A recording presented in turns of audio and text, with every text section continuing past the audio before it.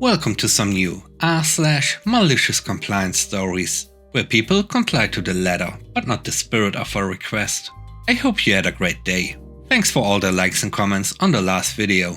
If you would like to support this channel, please hit the like button and consider subscribing if you enjoy the content. And now, let's start with the first story. It's called Strict Compliance.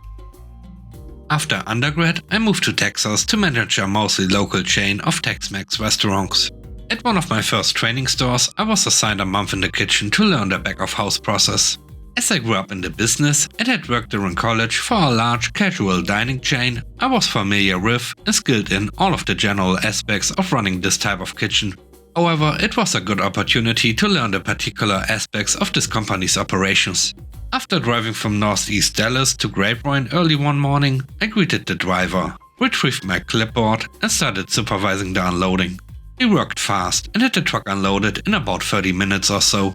I knew I had a good 60 to 90 minutes left organizing and was happy to sign him off so he could get on his way while I continued putting away the order. For reference, this is how I had always done this and never had any problem. As I'm working through the delivery, I notice we are short one case of shrimp.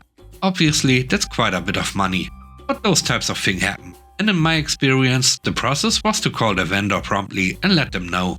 Most times they would contact the driver, he'd find it on the truck and bring it later, or they would credit our order. But not this time. This time, the vendor tells me that they have a strict policy about this, and since I'd signed the order, they didn't feel obligated to credit us.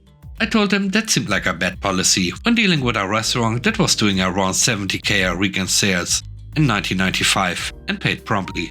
They didn't seem to care. So next week, I again meet the driver on delivery day. Everything was going pretty much the same. Except this week, when he handed me the delivery form to sign. I informed him that since we were short last week and his company didn't want to work with us, I wasn't signing anything.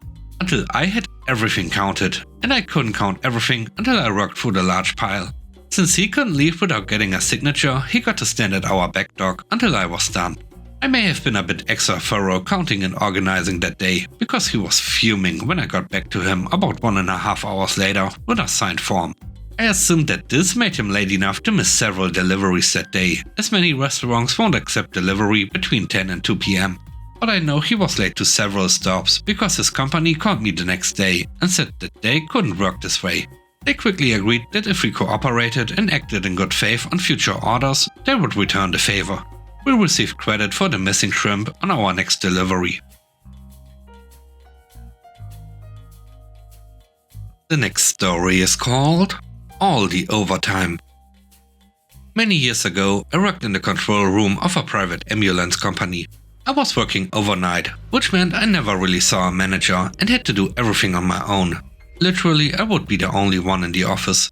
Then the company won some new contracts and suddenly I had actual co-workers. But very quickly, I found out they were earning more than me, about £1,000 per year difference. And there were two of them doing about 2/3 of the work I was doing alone. So I did what anyone would do and asked if I could get a pay bump to match my new colleagues, only to be told no. So instead, I went and looked closely at my contract. It stated I was only paid for 11 hours a night, with the expectation of an unpaid hour for the overnight approximation of lunch. I had been working for a full 12 hours because I had no one to cover me, and technically I still didn't because of different contracts and areas of operation. So I looked up the overtime policy and the forms. I printed off a stack, filled them in to cover my entire shift pattern and claimed for my lunch hours that I couldn't take. Then I made sure they were submitted every week to get my extra pay. Eventually they gave me my raise, but I carried on claiming until they hired someone to work with me and I couldn't claim anymore. But the damage was done, and the crappy manager that couldn't understand why I wanted equal pay for an equal job moved on. It still makes me smile to think how much money I must have cost them for trying to screw me over.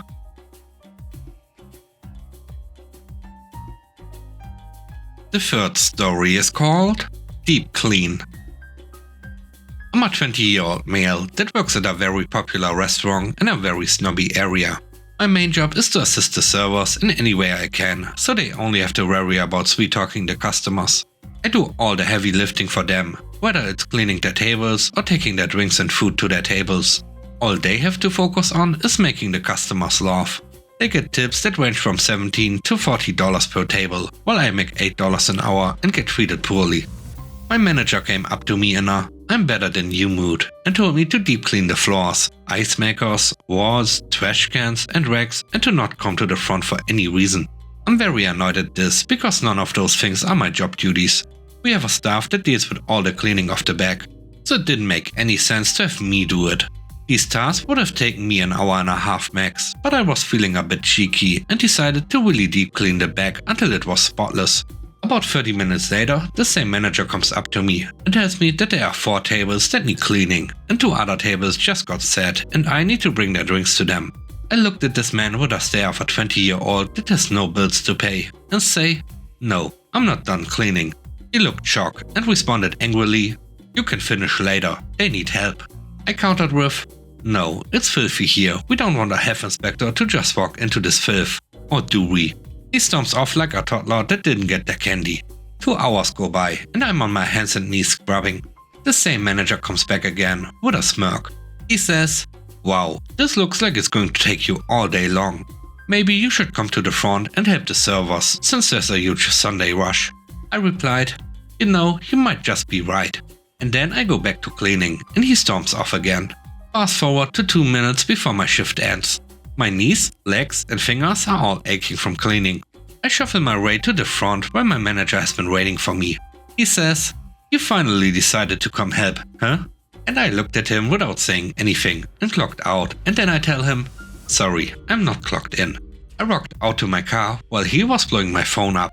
But I didn't care as I had 5 days off back to back and he can't fire me since I did as he told me to.